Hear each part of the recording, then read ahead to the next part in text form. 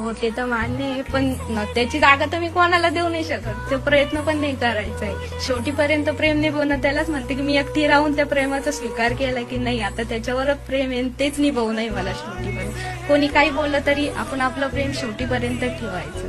आपण आपलं मस्त काम वगैरे करायचं, जॉब वगैरे करायचं, त्याच्यामध्येच जिंदगी चालल्या जाते आरामशी. नाही मला कोणासोबतच नाही वाटायचंय. कशाला वाटायचं? तो आपला आहे, मी त्याची आहे, शेवटीपर्यंत त्याची बायको म्हणून मला मरायला आवडेल. शेवटीपर्यंत त्याचं नाव घेऊन की नाही बाबा मी आम्हीची बायको, मी त्याच नावाने मरण. असं ही सुद्धा जिद्दच आहे. हो, जिद्दच आहे शेवटीपर्यंत. प्रेमात जिद्द तर जिद्द. ते असं पण चालेल, जिद्द पण चालन, हट्ट म्हणलं तर हट्ट पण चालन, पण शेवटीपर्यंत तुला राहिला प्रेम पाहिजे. वाटायचं नाही, त्यांचं प्रेम नाही वाटायचं कोणासोबत. मी त्याच्यावर किती प्रेम करते मला माहिती. पुढच्या जन्मी काय माहिती आम्ही दोघं डबल नवरा बायको म्हणून येऊ म्हणून. मला तर मी तर त्यांना म्हणते ह्या जन्मात येऊ नका, पुढच्या जन्मात या, मग मी तुमची बायको म्हणून येईन म्हणून. इतका पण हट्ट आहे माझा.